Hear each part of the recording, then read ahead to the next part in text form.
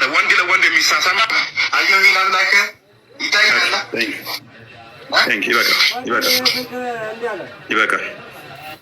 ይሄ ብቻ ሳይሆን እነኚህ አንዱ ብቻ ሳይሆን ሁሉም ናቸው።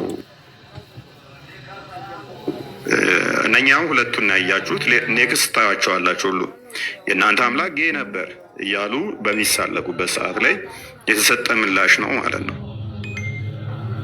አፉን ትኩስ የተወለደ ሕፃን ልጅ ሳመ ሲባል አምላካችሁ ጌ ነው እያሉ መሳለቅ በጣም ነውር እና ቆሻሻነት ነው።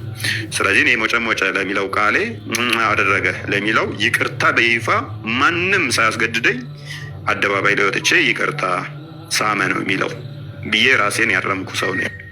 ስለዚህ መጅሊሱ ይቅርታ ጠይቅ ሲለኝ ለምሳሌ ይህን ስህተት ነው ቢለኝ በጣም ደስ ይለኝ ነበረ። ዞል ይቅርታ ጠይቅ ተሆነ ግን የሰራኸው በሙሉ ውሸት ነው ከሆነ እሺ ቀጥል። ክርስቲያን የምታሳየው ከሆነ ዞል የሰራኸው ነገር ሁሉ ስህተት ነው ውሸት ነው ከሆነ እሱ ጋር አንስማማ። እንደዚህ አይነት ቪዲዮ ደርሷቸው ከሆነ ይህንኛውን ቪዲዮ ይቅርታ ጠይቄበታለሁ። ሞጨ አይደለም የሚለው ሳመ ነው የሚለው ታርሜበታለሁ። የታረምኩበት ነው ተተከሰስኩባቸው ውስጥ ስለሆነ ማለት ነው። በጊዜው በጣም የቀወጡበት ቪዲዮ ስለሆነ። ነገር ግን ታዲያ መጅልሱን ደግምህም ይቅርታ ጠይቀን ከሆነ ከወንበሬ ብድግ ብዬ ይኸው ይቅርታ ጠይቃለሁ። ነገር ግን እኔ ይቅርታ ጠይቃለሁ፣ እነኚህ ውስታዞቻችሁን እነኚህስ ባለጌዎቻችሁን ይቅርታ ታስጠይቃላችሁ አታስጠይቁም? እኔ ለይሉንታዬ ለአይምሮዬ የምታመን ሰው እንደመሆኔ ሳመ ነው የሚለው ሞጨ ላልኩት ይቅርታ ጠይቃለሁ። እናንተ ውስታዞቻችሁን ይቅርታ ታስጠይቁልናላችሁ። አምላካችንን ጌ ነው ወንድ ለወንድ እንትን ሚል እያሉ ሎቱ ስባት ምናመልከውን እየተሳደቡ ባላየ ማለፋችሁ ትንሽ አያስገርምም? ትንሽ አያስተዛዝብም? ወይንስ እነኚህ ቪዲዮዎች አልደረሷችሁም? ወይንስ ፍርደ ገምድል ናችሁ?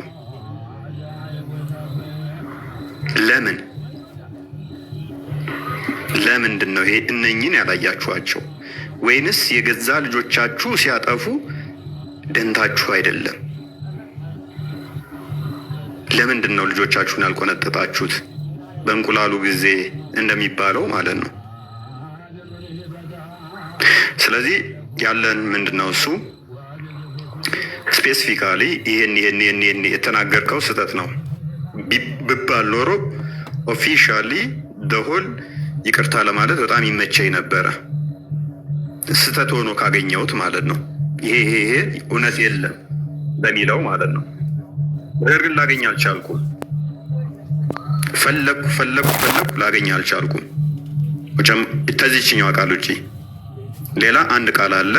ሱነን አቢ ዳውድ 21 ላይ የሚገኝ ነብዩ ገቡባት አይሻ ውስጥ የሚለውን ወይንም ኢንተርኮርስ አደረጋት የሚለውን ሜሬጅ ኮንሱሜሽን ቡሃሪ ላይ የሚያስቀምጠውን ገቡባትን ድርቅ አለ ልጁ። ኢንተርኮርስ አላደረጓትም ብሎ ገገመ። በዛ ሰዓት በተፈጠረው እንትን ውስጥ ሊትራል አማርኛ ቃሉን ተጠቅሜ ወሲብ አደረጋት የሚለውን ሊትራል አማርኛ ቃሉን ተጠቅሜዋለሁ።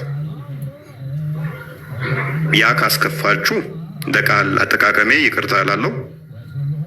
ደጋግሜም ደግሞ ላይቭ ላይም እሱንም ተናገር ያለኝ አይ ቲንክ ከወር አካባቢ ይመስለኛል ቲክቶክ እንደመጣው አካባቢ ላይ አንዳንድ ስሜታዊ የሚያደርጉኝ ነበሩ። ሰው ስሜታዊ ሲሆን ቃላቶች አመራረጥ ላይ ስት ነበር ብዬ ተናግሬ ያለው። እሱን ይቅርታ የምጠይቀው መጅሊሱ ስላላወጣ ሳይሆን ለራሴ ሂሉንታ ምስል ነው። ህፃናት ያንን ቪዲዮ ሲያዩ ደስ ስለማይላቸው ማለት ነው። የህፃናትን አይምሮ ስለሚበርዝ ማለት ነው። አባቶች ሲያዩት ስለሚያሸማቅቅ ወይንም ስለሚያሳፍር። እንደዚህ አይነት ስድቦች የሉም ወይ? በሐዲስ ላይ የተፈቀዱ አሉ፣ በተፍሲር ላይ አሉ፣ በሲራ ላይ አሉ።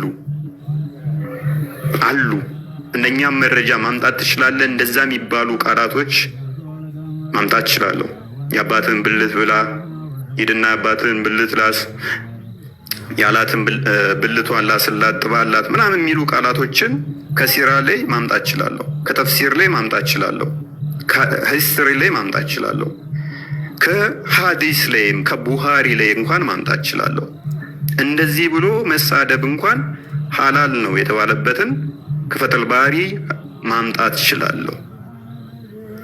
ነገር ግን ለኢትዮጵያ ባህል የሚመጥን ቃል ስላልሆነ ያንን ቃል ሶሪ ልለው ወዳለሁ ማለት ነው። ለኢትዮጵያ የሚመጥን ቃል ስላልሆነ። ነገር ግን እናንተ ኡስታዞች ደግሞ መንፈስ ቅዱስን መቼ ነው ለተስባት አልለውም ይህንኑ ቃል ብለው ይሉታል። እና ኡስታዞቻችሁን ይቅርታ ታስጠይቃላችሁ አታስጠይቁም? ይህንኑ ቃል ብለውታል።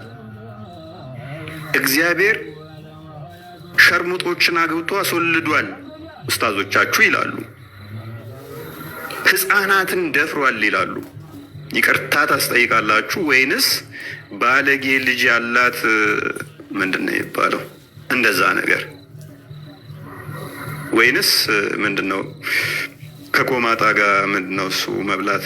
ቆማጣን ቆማጣ ካላሉት አብረው ልፈትፈት ይላል ነው እንደዛ የሚባል ነገር አለ። የራስ ጉድፍ አይታየውን ትንሽ አስደምጠንና ቀጥላለሽ ክርስቲያን።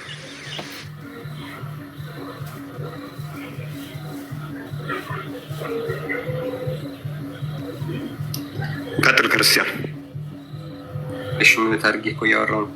እሺ እንግዲህ እነዚህ አካላት እነማን ናቸው ከተባለ እንግዲህ በመጅሊስ ደረጃ የሚታወቁ ኡስታዞች ናቸው። ይሄ ለምሳሌ ኡስታዝ መሐመድ ከድር ኢሳ ይባላል።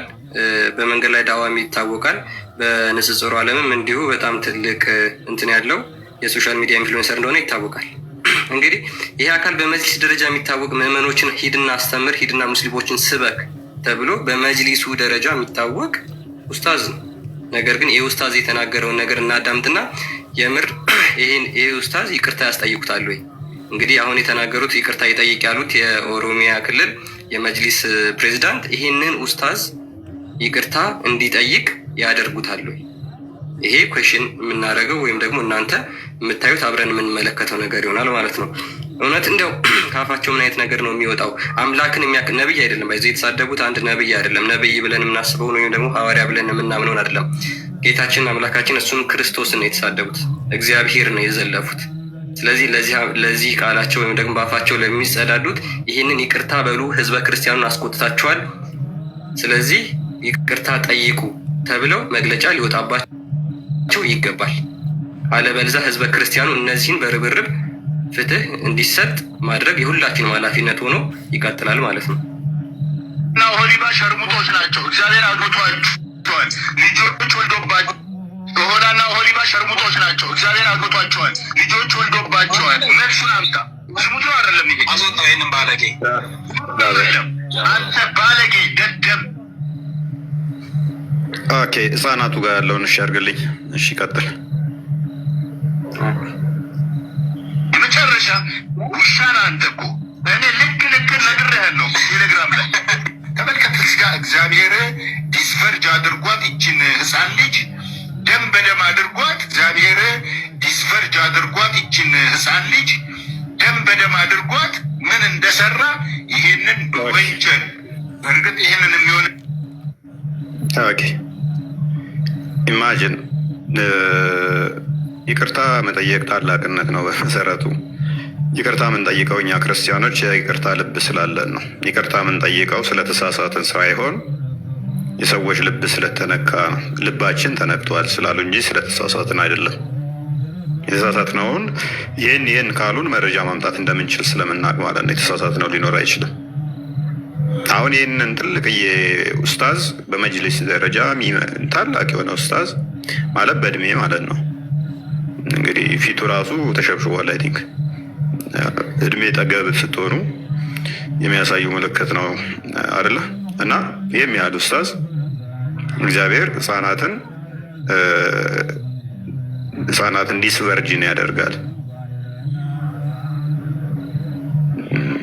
ኢማጂን በእንደዚህ አይነት ደረጃ የሚናገሩ በእንደዚህ አይነት ኡስታዞች እኛ ላይ መግለጫ ይቅርታ ሲያወጡብን የይቅርታ አዋጅ ወይንም ደግሞ እንትን ሲጽፉብን ማለት ነው። ይቅርታ ጠይቁ ሲሉን እነኚህ አካላት አያሳፍርም? ከምራ አያሳፍርም? አራት ጣት የሌለው ሰውዬ በአንድ ጣቱ እየጠቆመ አንተ እኮ አንድ ጣት የለህም እያለ ሲስቅብህ ማለት ነው። ራሱ እኮ አራት ጣት የለውም፣ አንድ ጣት ነው ያለችው።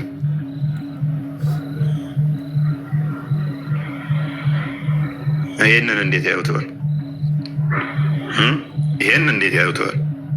ኡስታዞቻችሁ የተወሰኑትን አሳየን። ኡስታዞቻችሁ በእንደዚህ አይነት ደረጃ የሚሳደቡ ከሆነ እንዴት ታዩታላችሁ? ክርስቲያን ኔክስት የተወሰኑ አሳየን። እንዴት ታደርጉታላችሁ? የኡስታዞቻችሁን ብልግና እንዴት ታደርጉታላችሁ? ክርስቲያኖችስ እንዴት ነው የምትታዘቡት? እሺ ክርስቲያኖች እንግዲህ የኢየሱስ ክርስቶስ እብደትና ውሸት የጳውሎስን ቅዠት ለማስቀጠል እየተሯሯጡ ይገኛሉ ማለት ነው። ኢየሱስ ክርስቶስ እብድ እንደነበረ መጽሐፍ ቅዱስ በዮሐንስ ወንጌል ምዕራፍ 11 ላይ በግልጽ ቋንቋ ይናገራል ማለት ነው። እንዲህ በማለት በአእምሮም ታወከ ተብሎ ለኢየሱስ ክርስቶስ ተነግሯል። በአእምሮ መታወክ ማለት አበደ ወይም እብድ ነው ማለት ነው። ስለዚህ ኢየሱስ ክርስቶስ እብድ ነበር ማለት ነው። በመቀጠል እብደቱን ደግሞ በተግባር ጭምር ያሳየበትን በማቴዎስ ወንጌል ምዕራፍ 15 ላይ ኢየሱስ ክርስቶስ እጁን ሳይታጠብ የሚበላና ሰዎችም እጃቸውን ሳይታጠቡ እንዲበሉ የሚያዝ ሰው ነበር። ስለዚህ ኢየሱስ ክርስቶስ እብድ ነበር ማለት ነው። እጁን ሳይታጠብ የሚበላ ሰው፣ እጃቸውንም ሰዎች እንዳይታጠቡ የሚያዝ ሰው ጤነኛ ነው ልንል አንችልም። ጽዳቱን የማይጠብቅ ሰው እብድ ነው ማለት ነው። ስለዚህ ኢየሱስ ክርስቶስ እብድም ጭምር ነበር። በመቀጠል ኢየሱስ ክርስቶስ ውሸታም ነበር። ውሸታም ይበቃል። ያልተከፈቱ ሌሎችን ክፈታች ያልተከፈቱት እነዚህ ቤት እና እያንዳንዳቸው ፎቶቸው አለን፣ እያንዳንዳቸው መረጃዎቻቸው አለን፣ እያንዳንዳቸው እና ቀጥልሽ። ኦኬ እሺ እንግዲህ ይሄ የምታዩት ልጅ እንግዲህ ያው ኢምራን ይባላል። የሚገኘው በዚሁ አዲስ አበባ ከተማ ነው። ያው ቲክቶክ ላይ እንግዲህ አፖሎጂስት ተብለው የእስልምና አቃቤ እምነት ተብለው ከሚታወቁ አንዱ ነው። እንግዲህ እነሱ ደግሞ ምን አይነት አጸያፊ ወይም ደግሞ በጣም አጸያፊ ድምፆችን እያስገባ ከቅዱሳን ስዕላት ጋር እያስገባ ምን አይነት በቃ ማዳመጥ እንኳን ጆሮአችንን የሚኮረኩር እጅግ አጸያፊ ነገር የሚናገር ልጅ መሆኑን ደግሞ ቼክ አድርጉ፣ ተመልከቱ። እዚህ ጋር ያለው አምላክ ሰላም አለይኩም። ስሙኝማ እዚህ ጋር ያለው አምላክ ማለት ነው ብቻውን ማሰብ እንደማይችል ታውቃላችሁ። እዚህ ጋር ያለው አምላክ ብቻውን ማሰብ አይችልም። ይሄን ብቻውን ማሰብ አይችልም። ይሄን ብቻውን ማሰብ አይችልም። ጉድ! ኢየሱስ ይሄን ሰውዬ ከንፈሩን ስሞ በፍቅር ገደለው። ማስረጃ ለአቡነ ሀብተ ማርያም የቤተ ክርስቲያን መጽሐፍ ነው። እትሙ ምናምን እዚህ ጋር ተመልከቱ። አቀፋት ከእሱ ጋር ወደ ሰማይ አሳረጋት እያለ ይናገራል።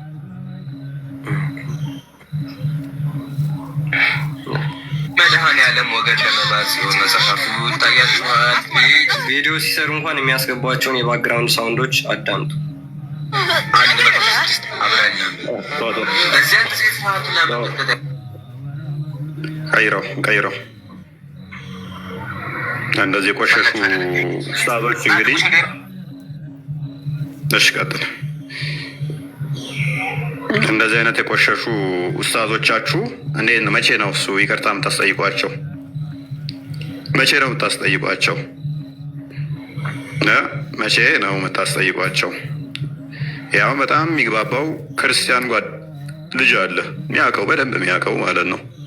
ጠይቋቸውና ክርስቲያኖችም ደግሞ ይህንን ልጅ የሚያውቀው